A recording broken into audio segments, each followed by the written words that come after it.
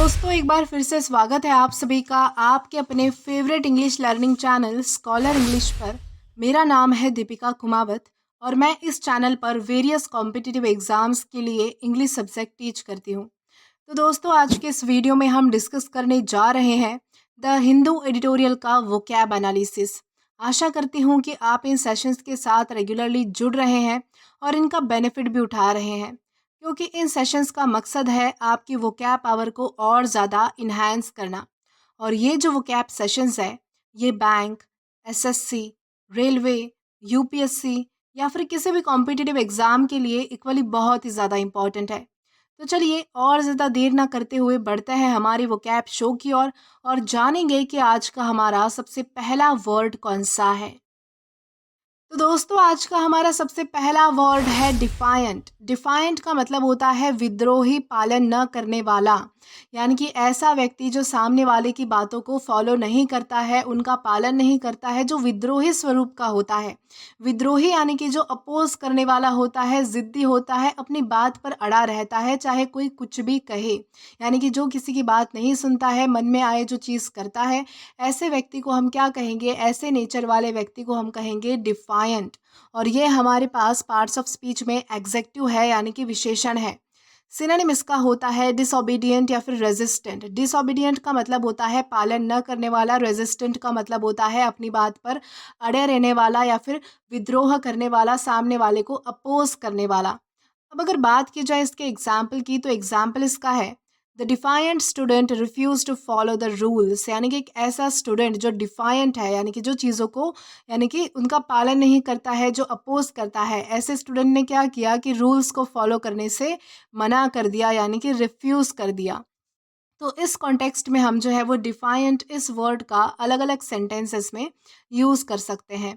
Then इसी के साथ हम आगे जाएंगे हमारे नेक्स्ट वर्ड की ओर और जानेंगे कि इसके बाद हमारा अगला वर्ड कौन सा है। तो देन इसके बाद हमारा अगला वर्ड है मोरोस। मोरोस का मतलब होता है उदास या फिर निराश। यानी कि जब आप बहुत ज़्यादा उदास हो जाते हो, डिसअपॉइंट हो जाते हो या फिर सैड हो जाते हो, जिसे हम कहते हैं निराश हो जाते हो, तो उसे हम क्या कहेंगे? उसे हम कहेंगे मोरोस। और ये हमारे पास पार्ट्स ऑफ स्पीच में एग्जेक्टिव है यानी कि विशेषण है। सिनोनिम इसका होता है ग्लूम या फिर सैड, यानी कि ग्लूमी या फिर सैड, यानी कि निराश होना या फिर उदास होना। अब अगर बात की जाए इसके एग्जाम्पल की, तो एग्जाम्पल इसका है after the bad news he appeared morose for the rest of the day. यानी कि एक बैड न्यूज़ यानी कि बुरी खबर सुनने के बाद जो है वो पूरे दिन तक जो है वो यानी कि उदास रहा, यानी कि पूरे दिन तक जो है वो उसके चेहरे पर उदासी छाई रही। तो इस कॉन्टेक्स्ट में हम जो है वो मोरोस इस वर्ड का अलग अलग सेंटेंसेस में यूज़ कर सकते हैं। देन इसी के साथ हम आगे जाएंगे हमारे नेक्स्ट वर्ड की ओर और जानेंगे कि इसके बाद हमारा अगला वर्ड कौन सा है। तो देन इसके बाद हमारा अगला वर्ड है इन्फ्यूरिएट। इन्फ्यूरिएट का मतलब होता है गुस्सा दिलाना, क्रोधित करना। यानी कि जब भी आप किसी व्यक्ति को गुस्सा दिलाते हो, उसे यानी कि गुस्सा करने पर मजबूर कर देते हो, जब किसी व्यक्ति को आप बहुत ज़्यादा इरिटेट करते हो, क्रोधित करते हो, गुस्सा दिलाते हो, तो उसे हम क्या कहेंगे? इन्फ्यूरिएट करना कहेंगे। यानी कि किसी को गुस्सा दिलाना यानी कि इन्फ्यूरिएट करना। और ये हमारे पास पार्ट्स ऑफ स्पीच में वर्ब है यानी कि क्रिया है। सिनोनिम इसका होता है एंगर या फिर अनॉय। एंगर का मतलब होता है गुस्सा, अनॉय का मतलब होता है कि किसी को परेशान करना, किसी को जो है वो इरिटेट करना। अब अगर बात की जाए इसके एग्जाम्पल की, तो एग्जाम्पल इसका है his rude comments infuriated the audience. यानी कि जिस तरह से उसने जो है वो भद्दी टिप्पणियाँ की, यानी कि जिस जिस जिस तरह से उसने जो है वो गंदे गंदे कमेंट्स किए, रूड कमेंट्स किए, उसके वजह से जो है वो सारी ऑडियंस जो है वो भड़क गई। यानी कि ऑडियंस को गुस्सा आ गया, उसके कमेंट्स ने जो है वो ऑडियंस को गुस्सा दिला दिया। तो इस कॉन्टेक्स्ट में हम जो है वो इन्फ्यूरिएट इस वर्ड का अलग अलग सेंटेंसेस में यूज़ कर सकते हैं। देन इसी के साथ हम आगे जाएंगे हमारे नेक्स्ट वर्ड की ओर और जानेंगे कि इसके बाद हमारा अगला वर्ड कौन सा है। तो देन इसके बाद हमारा अगला वर्ड है क्रक्स। क्रक्स का मतलब होता है मामला या फिर मुख्य बिंदु या फिर महत्वपूर्ण हिस्सा, जिसे हम मैटर कहते हैं। यानी कि हम कहते हैं ना कि किसी चीज़ का मैटर ये है, किसी चीज़ का सार होना, मैटर होना, मुख्य बिंदु होना, किसी चीज़ का महत्वपूर्ण हिस्सा होना, उसे हम क्या कहेंगे? क्रक्स कहेंगे। और ये हमारे पास पार्ट्स ऑफ स्पीच में नाउन है। सिनोनिम इसका होता है कोर या फिर एसेंस, यानी कि किसी चीज़ का मुख्य बिंदु होना या फिर महत्वपूर्ण हिस्सा होना या फिर सार होना, उसे हम कहेंगे कोर या फिर एसेंस, जो कि हमारे क्रक्स का सिनोनिम है। अब अगर बात की जाए इसके एग्जाम्पल की, तो एग्जाम्पल इसका है the crux of the argument is whether the policy will be effective. यानी कि जो आर्ग्यूमेंट का मुख्य बिंदु है, यानी कि मुख्य जो मैटर है, जो मामला है, वो क्या था कि ये जो पॉलिसी है वो इफेक्टिव होगी या फिर नहीं। तो इस कॉन्टेक्स्ट में हम जो है वो क्रक्स इस वर्ड का अलग अलग सेंटेंसेस में यूज़ कर सकते हैं। देन इसी के साथ हम आगे जाएंगे हमारे नेक्स्ट वर्ड की ओर और जानते हैं कि इसके बाद हमारा अगला वर्ड कौन सा है। तो देन इसके बाद हमारा अगला वर्ड है इक्वानिमिटी। इक्वानिमिटी का क्या मतलब होता है?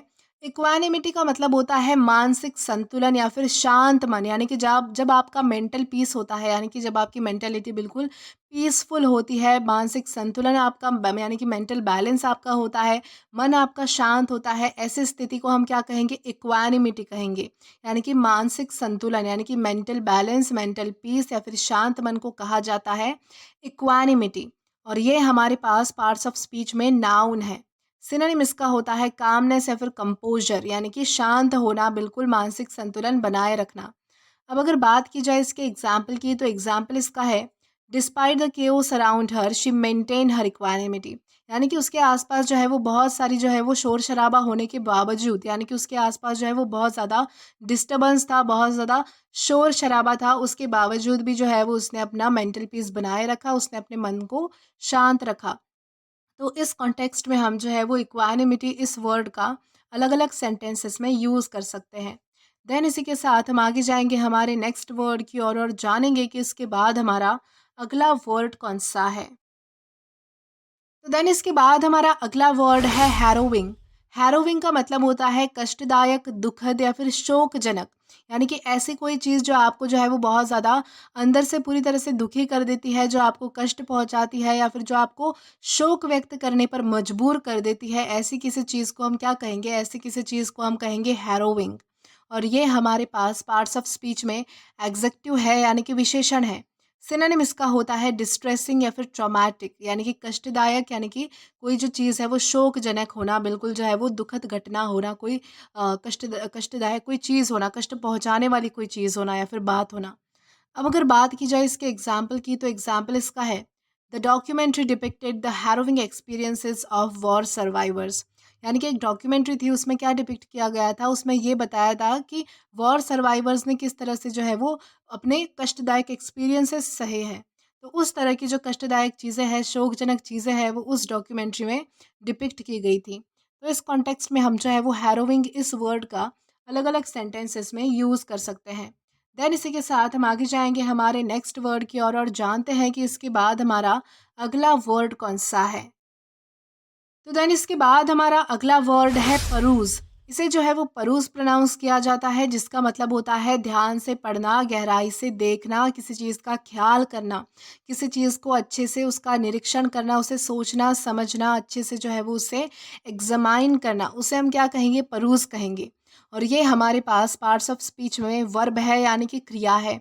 सिनोनिम इसका होता है एग्जामाइन या फिर इंस्पेक्ट, यानी कि किसी चीज़ की जो है वो अच्छे से जांच पड़ताल करना, इसे जो उसे जो है वो अच्छे से देखना, सोचना, उसके बारे में अच्छे से उसे समझने की कोशिश करना। अब अगर बात की जाए इसके एग्जाम्पल की, तो एग्जाम्पल इसका है he carefully peruse the contract before signing it. यानी कि कॉन्ट्रैक्ट को साइन करने से पहले जो है वो उसने अच्छे से बिल्कुल केयरफुली जो है वो उसे ध्यान से पढ़ा, उसे अच्छे से गहराई से देखा, उसे एग्जामाइन किया, इंस्पेक्ट किया कि उसमें क्या क्या बातें लिखी हुई है। तो इस कॉन्टेक्स्ट में हम जो है वो परूज इस वर्ड का अलग अलग सेंटेंसेस में यूज़ कर पाएंगे। देन इसी के साथ हम आगे जाएंगे हमारे नेक्स्ट वर्ड की ओर और जानेंगे कि इसके बाद हमारा अगला वर्ड कौन सा है। तो देन इसके बाद हमारा अगला वर्ड है अटोनमेंट। अटोनमेंट का क्या मतलब होता है? अटोनमेंट का मतलब होता है प्रायश्चित, यानी कि अपराध का प्रायश्चित करना। यानी कि जब भी आपसे कोई मिस्टेक हो जाती है और आपको बहुत ज़्यादा रिग्रेट होता है, यानी कि पछतावा होता है, और आप उसका प्रायश्चित करना चाहते चाहते हो ताकि आपके मन को शांति हो जाए, तो उसे हम क्या कहेंगे? अटोनमेंट कहेंगे। यानी कि किसी गुनाह का, किसी अपराध का, किसी गलती का प्रायश्चित करना, उसे भुलाने के लिए जो है वो अपने मन को शांत करने के लिए ऐसा काम करना कि वो जो है वो सारी चीज़ें क्लियर हो सके, तो उसे हम क्या कहेंगे? प्रायश्चित करना कहेंगे, जो कि हमारा अटोनमेंट का मतलब होता है। और ये हमारे पास पार्ट्स ऑफ स्पीच में नाउन है। सिनोनिम इसका होता है रेडेम्पशन या फिर रेपरेशन, यानी कि प्रायश्चित करना, अपने गुनाहों को जो है वो सुधारने की कोशिश करना। अब अगर बात करें इसके एग्जाम्पल की, तो एग्जाम्पल इसका है he made efforts for atonement after the mistakes he made in past. यानी कि उसने जो है वो अपने गुनाहों का, यानी कि उसने जो है वो जो भी पास्ट में जो भी मिस्टेक्स की है उसका प्रायश्चित करने के लिए जो है वो बहुत ज़्यादा एफर्ट्स लगाए, यानी कि बहुत ज़्यादा मेहनत की। तो इस कॉन्टेक्स्ट में हम जो है वो अटोनमेंट इस वर्ड का अलग अलग सेंटेंसेस में यूज़ कर सकते हैं। देन इसी के साथ हम आगे जाएंगे हमारे नेक्स्ट वर्ड की और जानेंगे कि इसके बाद हमारा अगला वर्ड कौन सा है। तो देन इसके बाद हमारा अगला वर्ड है थ्वॉट। थ्वॉट का मतलब होता है विफल करना। विफल करना यानी कि किसी चीज़ को फेल कर देना, किसी प्लान को फेल कर देना, बेकार कर देना। यानी कि होता है ना कि जब आप किसी चीज़ के लिए प्लानिंग प्लॉटिंग करते हो, कोई काम आप जो है वो किसी वे में करना चाहते हो कि ये काम जो है वो इस वे में होना चाहिए, लेकिन आपका वो काम जो है वो किसी के द्वारा, यानी कि किसी के द्वारा जो है वो उसमें बाधा डाल दी जाती है, उसे जो है वो फेल कर दिया जाता है, विफल कर दिया जाता है, वो काम सक्सेस होने नहीं दिया जाता। तो ऐसे ऐसे एक्टिविटी को हम क्या कहेंगे, इसे कहेंगे हम थॉट। यानी कि थॉट करना यानी कि विफल करना, किसी चीज़ को फेल करना, किसी चीज़ को बेकार कर देना, उसे कहा जाता है थॉट। और ये हमारे पास पार्ट्स ऑफ स्पीच में वर्ब है, यानी कि क्रिया है। सिनोनिम इसका होता है हिंडर या फिर प्रिवेंट। हिंडर या फिर प्रिवेंट का मतलब होता है कि किसी काम में बाधा डालने की कोशिश करना, उसे जो है वो अनसक्सेसफुल करने की कोशिश करना। अब अगर बात की जाए इसके एग्जाम्पल की, तो एग्जाम्पल इसका है their efforts to escape were thwarted by police. यानी कि जिस तरह से जो है वो भागने की, यानी कि बचने की कोशिश कर रहे थे, उनकी इस मेहनत को जो है वो पुलिस ने बेकार कर दिया, यानी कि विफल कर दिया, अनसक्सेसफुल कर दिया। तो इस कॉन्टेक्स्ट में हम जो है वो थ्वाट इस वर्ड का अलग अलग सेंटेंसेस में यूज़ कर सकते हैं। देन इसी के साथ हम आगे जाएंगे आज के हमारे लास्ट वर्ड की और जानेंगे कि आज का हमारा लास्ट वर्ड कौन सा है।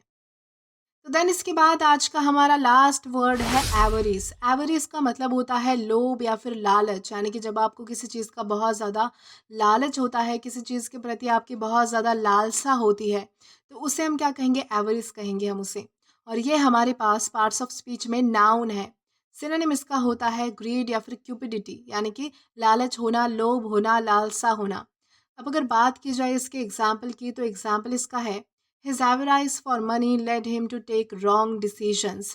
यानी कि उसका जो पैसों के प्रति जो लोभ है, उसका पैसों के प्रति जो लालच है, उसकी वजह से जो क्या होता है कि वो जो पैसा है, वो जो लालच है, वो उसे जो है वो गलत डिसीजन, यानी कि गलत फैसले लेने पर भी मजबूर कर देता है।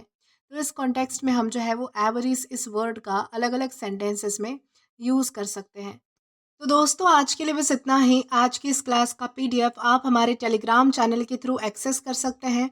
और अगर आपने अभी तक हमारा टेलीग्राम चैनल ज्वाइन नहीं किया है, तो टेलीग्राम पर English with Deepika Kumawat search करके या फिर डिस्क्रिप्शन में दिए गए लिंक के थ्रू डायरेक्ट आप हमारा टेलीग्राम चैनल ज्वाइन कर सकते हैं, ताकि आप कभी भी किसी भी नए आने वाले वीडियो से रिलेटेड कोई भी अपडेट मिस ना करें। और दोस्तों, अगर आपको आज का ये वीडियो पसंद आया है या फिर हेल्पफुल लगा है, तो do like this video, subscribe the channel and share as much as you can. और अगर आपने इससे पहले वाले वीडियोस नहीं देखे हैं, तो यहाँ पर मैंने एक प्लेलिस्ट प्रोवाइड की है, जहाँ पर आप क्लिक करके वो सभी पहले वाले वीडियोस भी एक्सप्लोर कर सकते हैं और देख सकते हैं। Till then keep learning. Thank you.